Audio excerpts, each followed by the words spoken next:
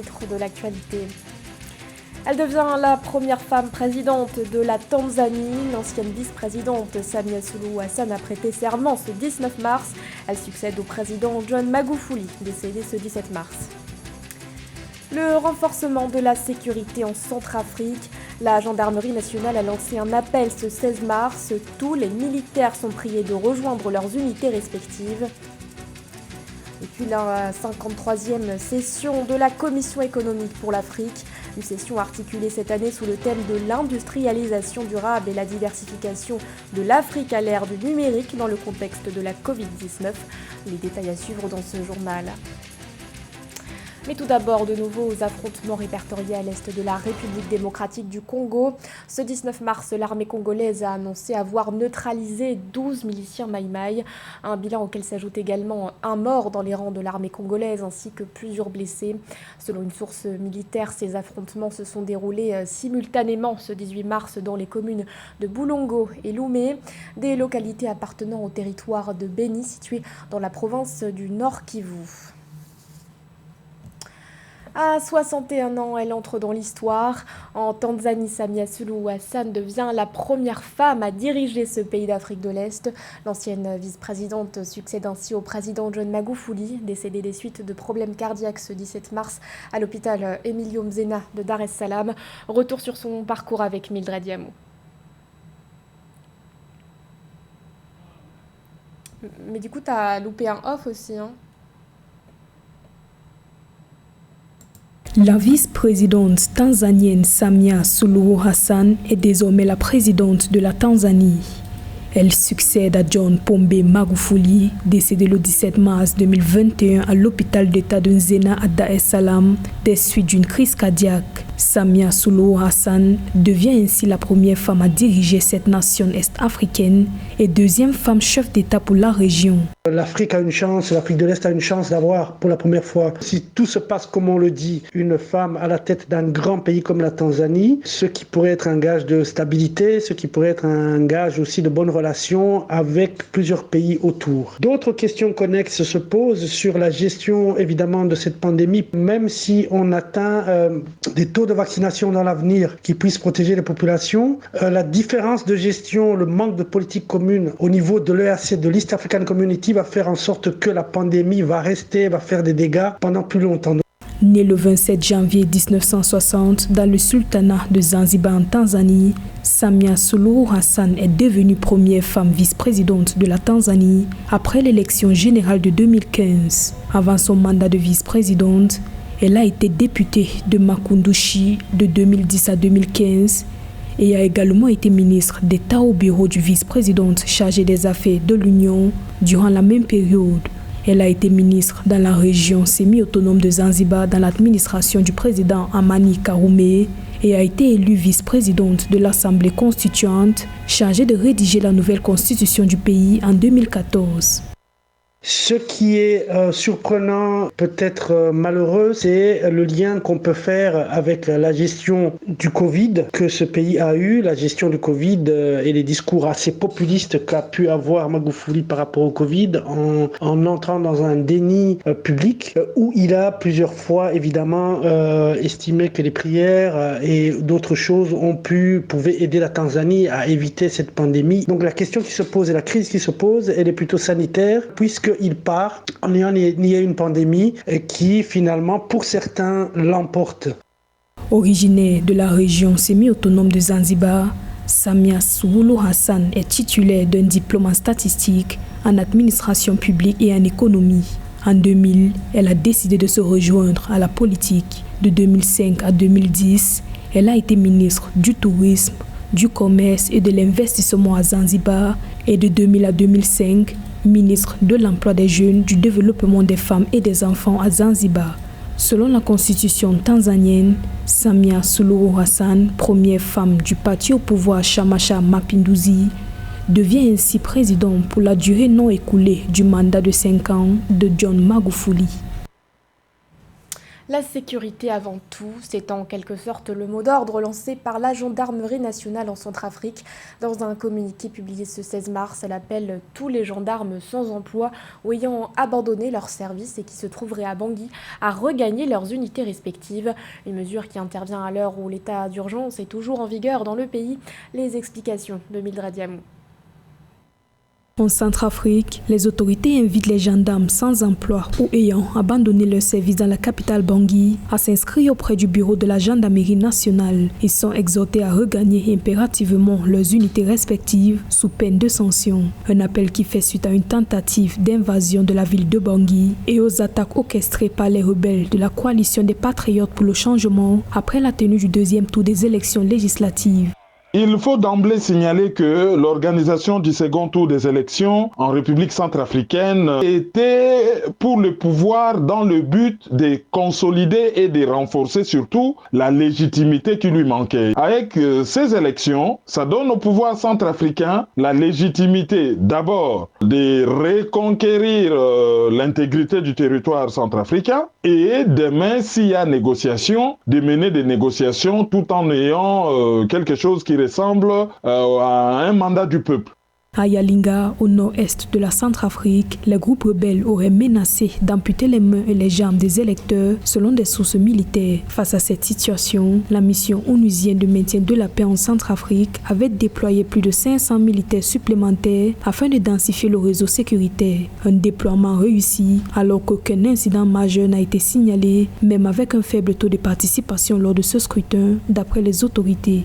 Pour mieux négocier, il faut être légitime. Et pour être légitime, il faut passer par des élections crédibles. Quoi de mieux que les élections généralement inclusives, transparentes, assez bien organisées, pour acquérir cette légitimité? Non seulement de reconquérir l'intégrité du territoire, mais demain à dialoguer avec les autres protagonistes. Avec l'appui des forces alliées russes et rwandaises, ainsi que de la mission onusienne de maintien de la paix en Centrafrique, les forces de sécurité centrafricaines ont entrepris de lancer des offensives contre les rebelles avant de reprendre le contrôle de la plupart des localités. Désormais, le gouvernement, qui a à cœur de poursuivre sa mission de pacification et de restauration de l'état de droit sur toute l'étendue du territoire, mise également le renforcement de l'armée nationale. La Centrafrique où parallèlement, le président Faustin Archange Touadéra a annoncé l'organisation d'un dialogue républicain, une mesure initiée selon lui pour préserver la démocratie. Avant ce dialogue qui se veut à la fois sincère et inclusif, le chef de l'État centrafricain compte organiser dans les prochains jours des concertations nationales en vue de recueillir les avis et les recommandations des citoyens. Dans sa déclaration, le président Faustin Archange Touadéra précise que ce dialogue républicain mobilisera, je cite, tous les segments de la société centrafricaine sans donner plus de précision. Paix, réconciliation nationale, bonne gestion des ressources naturelles, tels seront les grands thèmes de ce dialogue. Elle a été transférée à la prison civile de Missérété le 5 mars dernier. Depuis, Rekia Madougou, la candidate des démocrates recalée à la présidentielle béninoise du 11 avril prochain, est toujours en détention provisoire. Elle a été inculpée par la Criette pour financement du terrorisme. Son avocat, Mario-Pierre Stassi, dénonce une machination politique. L'analyse d'Aïssatou Diamant-Cabesland. L'ancienne ministre Rekia Madougou, sous le régime de Thomas Yaïboni, est toujours en détention provisoire depuis le 5 mars 2021. Elle a été transférée à la prison civile de Massérété après avoir été inculpée pour financement du terrorisme par la Cour de répression des infractions économiques et du terrorisme. Son avocat, maître Mario-Pierre Stassi, parle de kidnapping. Elle a été interpellée, moi je dis kidnappée, pour dire les choses, le 3 mars après un meeting. Et après une présentation plus que rapide devant la Criette, la cour dont vous avez fait état tout à l'heure, elle a été immédiatement placée en détention arbitraire provisoire, en détention provisoire, sans avoir été entendue sur le fond, sans qu'il y ait aucune preuve, en attente de son audition. Mais quand interviendra-t-elle, nous ne le savons évidemment pas. La candidature de Rekia Madougou à l'élection présidentielle du 11 avril 2021 a été invalidée par la Cour constitutionnelle. Elle devait faire face au président sortant Patrice Talon, candidat à sa propre succession dans le ring politique.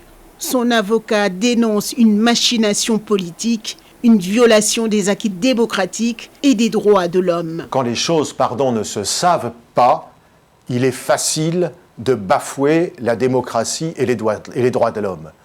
Quand les choses commencent à se savoir, j'espère qu'il y aura une certaine honte pour un pouvoir qui s'affiche comme une démocratie à traiter ainsi un opposant politique.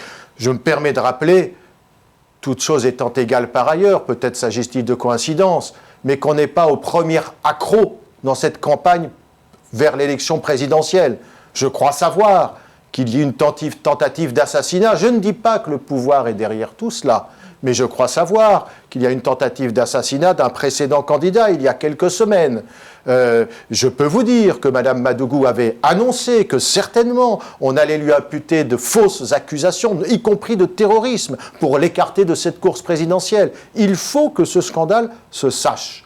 Alors la pression, ça commence par faire connaître à tous ceux qui ont un réel poids, une position respectable, faire connaître ce scandale afin que peut-être, et je l'espère, le pouvoir béninois mette un terme à cette détention arbitraire. En dehors de ses avocats, l'opposition demande sa libération depuis son arrestation. Selon elle, Rekia Madougou est loin d'être une terroriste. Elle s'est ouverte ce 17 mars pour sa 53e session. La Commission économique pour l'Afrique a choisi le thème suivant, l'industrialisation et la diversification durable de l'Afrique à l'ère du numérique dans le contexte de la Covid-19. Cette session articulée sur les enjeux de l'économie numérique prendra fin le 23 mars à Aïssatou Bari. L'industrialisation et la diversification durable de l'Afrique à l'ère digitale dans le contexte du Covid-19, tel est le thème choisi pour la 53e session de la Commission économique pour l'Afrique, dont les travaux ont débuté le 17 mars 2021. La crise sanitaire qui a mis à rude épreuve les économies du continent a vu son déficit budgétaire total passer de 4,7% du PIB en 2019 à 8,7% en 2020, selon les estimations de la CIA, Commission économique pour l'Afrique. Et pour de nombreux experts, la numérisation pourrait être une porte de salut. Covid ou pas, je crois quand même que la numérisation est la voie par excellence pour l'Afrique de retrouver le chemin de la croissance et du développement économique. Il faut comprendre, c'est que le Covid est venu comme un catalyseur, ce positionnement de l'Afrique vers la transformation structurelle de son économie. Alors, ce qu'il faut dire, c'est que jusqu'alors, cette politique en matière de numérisation en Afrique est canalisée par les efforts dans les infrastructures. C'est une très bonne chose, mais aujourd'hui, ce qu'il faut dire, c'est que l'Afrique n'est pas encore rentrée dans l'économie numérique, puisque c'est elle qui apporte de la valeur ajoutée, c'est-à-dire la croissance. Le continent va devoir se réinventer pour redresser son économie post-Covid-19. C'est pourquoi un accent particulier sera mis lors de ces rencontres sur les enjeux de la numérisation dans le processus de l'industrialisation du continent. Peu d'économies africaines se sont pleinement industrialisées et diversifiées. Le pourcentage des emplois relevant de l'industrie en Afrique est resté faible, autour de 10% depuis 30 ans. Le principal obstacle, à mon avis, c'est beaucoup plus les politiques que nous avons mis en place, parce qu'aujourd'hui, la plupart de nos pays n'ont pas les politiques adéquates pour pouvoir faire réellement de l'économie numérique. On fait plus l'infrastructure, alors que ce qui est autour des services, notamment la valorisation de ces services-là, ça peine encore. Et donc, c'est vraiment la promotion des startups, de créer des écosystèmes où le numérique se développe, parce que au fond, il y a un problème d'appropriation du numérique, c'est qu'il y a un problème socio-culturel qu'il faut résoudre. On va demander à faire des investissements massifs dans le numérique. Ça veut dire que il faut faire la promotion des fonds capital risque dans le pays pour pouvoir prendre le risque avec les jeunes qui se lancent dans le domaine du numérique. Le Covid-19 offre aux décideurs la possibilité de prendre de nouvelles directives pour changer cette donne, mais d'énormes défis restent à relever. Actuellement, seulement 17,8% des ménages en Afrique ont Internet à la maison et le continent ne représente que 21% des utilisateurs d'Internet dans le monde. L'Afrique devra débourser, selon la Banque mondiale, 100 milliards de dollars pour mettre à disposition un accès Internet universel, abordable et de bonne qualité d'ici 2030.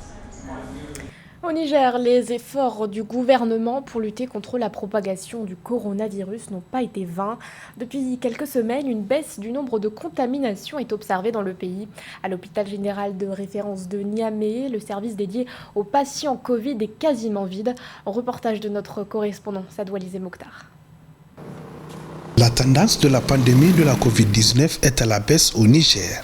Selon les chiffres de la stratégie de riposte, sur un total de 23 983 cas confinés, 23 875 personnes sont définitivement sorties du confinement. Les 108 restants sont en cours d'autoconfinement. Ici, nous sommes à l'hôpital général de référence de Niamey, un centre dédié à la prise en charge des patients atteints de la Covid. Le pavillon consacré aux malades est quasiment vide, les lits aussi.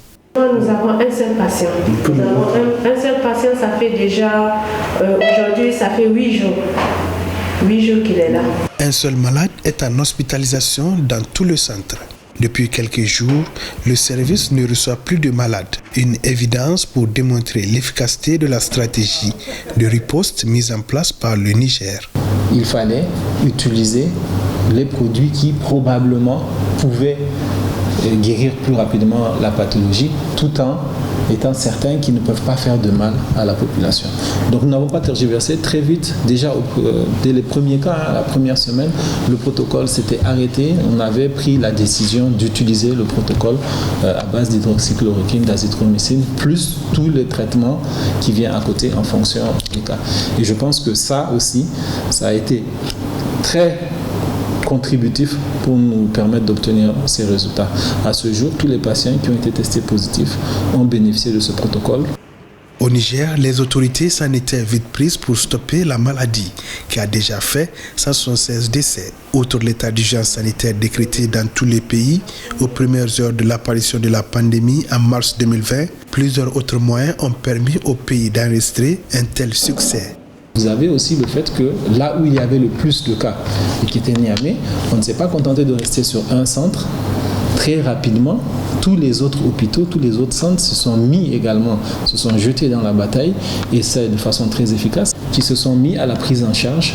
Et toutes ces choses combinées, je pense très sincèrement, ont permis rapidement de gérer. Les gens n'ont pas eu peur d'aller au combat. De l'avis de plusieurs experts, le pays est sur le bon chemin. En attendant l'arrivée dans les prochaines semaines des premières doses de vaccins dans le cadre de l'initiative COVAX qui permettra au Niger d'éradiquer complètement la pandémie de son territoire. Ce journal a été réalisé par l'ensemble de la rédaction. Merci de votre fidélité. L'actualité continue sur Africa 24.